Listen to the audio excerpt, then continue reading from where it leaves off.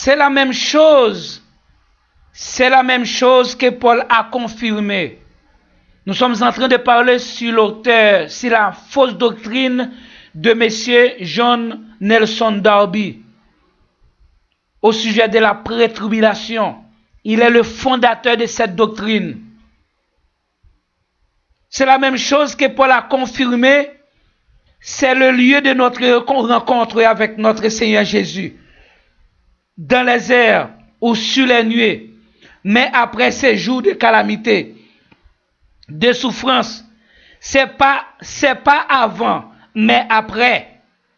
On continue sur la déclaration indéniable de Jésus, laquelle est opposée par Nelson, au John Nelson et ses disciples. Les disciples de John Nelson sont ceux qui continuent son faux message qui dit l'enlèvement de l'Église du Christ aura lieu avant ces grandes et incomparables jours de tribulation.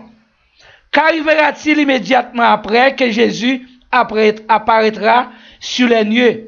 Mais tout ça se passera après la grande tribulation. Christ avait déjà répondu. Il enverra ses anges avec la trompette retentissante et ils rassembleront ses élus des quatre vents depuis une extrémité des cieux jusqu'à l'autre. Écoutez mes frères, vous qui êtes les disciples du Christ, non du Père des aveugles, dans ce contexte d'enlèvement de l'Église qui est John Nelson Darby, les élus du Christ, les saints de Jésus-Christ, les sauvés du Seigneur Jésus, les chrétiens vont être rassemblés par les anges de Jésus, nos compagnons de ministère en Jésus, lesquels, sous l'ordre du Seigneur, viendront nous chercher et nous conduire ou mèneront, ou nous conduiront ou mèneront sur les nuées à la rencontre de notre Sauveur Jésus, pour qu'il soit avec nous au siècle des siècles. Mais tout cela passera après la grande tribulation. Ce ne sera pas avant la grande tribulation, comme le faux docteur des faux docteurs, John Nelson les avait enseigné. Paul avait répété la même chose aux Thessaloniciens, lesquels n'avaient pas arrivé à comprendre le contenu de la première lettre de Paul à cause d'une confusion grammaticale, laquelle a été résolue ou éclaircie par Paul plus tard dans sa deuxième lettre à eux. Aujourd'hui, malgré l'explication ou l'éclaircissement de Paul sur la première lettre qui causait la confusion grammaticale, les disciples de John Nelson Darby continuent d'intensifier leur persistance de croire que l'Antéchrist, l'unique, le fils de la perdition, viendra ou paraîtra après l'enlèvement de l'Église du Christ.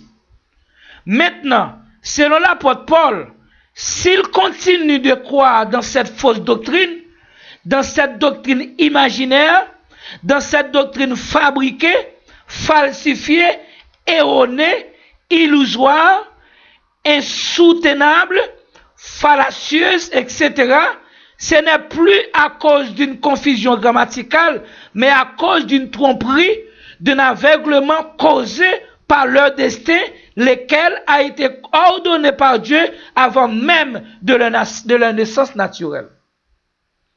À cause de vous, les serviteurs de Jésus, on va lire ensemble les deux lettres de l'apôtre Paul aux Thessaloniciens, en vue de vous prouver comment la confusion grammaticale chez les Thessaloniciens, laquelle a été mise en ordre plus tard par le même apôtre, ou le même Paul, est devenue maintenant une tromperie imposée au John Darby et ses disciples, théologiens et non théologiens. 1 Thessaloniciens 4, versets 15 à 17. Voici en effet que nous vous déclarons, d'après la parole du Seigneur, nous les vivons restés pour l'avènement du Seigneur, nous ne défenserons pas ceux qui sont morts. Verset 16. Car le Seigneur lui-même a un signal donné à la voix d'un archange et au son de la trompette de Dieu, descendra du ciel et les morts en Christ ressusciteront premièrement. Ensuite, nous les vivants qui serons restés, nous serons tous ensemble enlevés avec eux sur des nuées à la rencontre du Seigneur dans les airs, et ainsi nous serons toujours avec le Seigneur.